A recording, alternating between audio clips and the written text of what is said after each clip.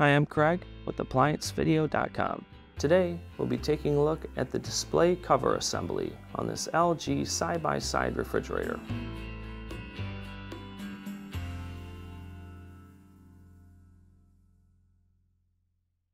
Stop. Before beginning any repair, always be sure to disconnect the power to the appliance.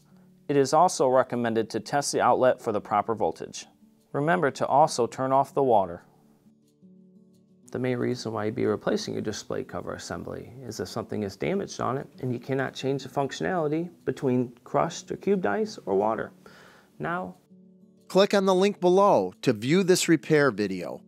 ApplianceVideo.com guides you step by step, giving you the confidence to avoid recalls and callbacks, also saving time on repairs. Whether you're up against an uncommon repair or the latest appliance on the market, our videos have been created with you in mind.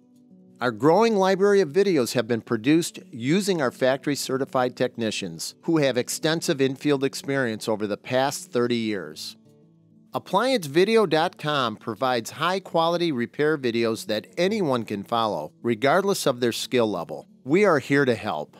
Click on the link below to view this repair video and let us help you do it right the first time.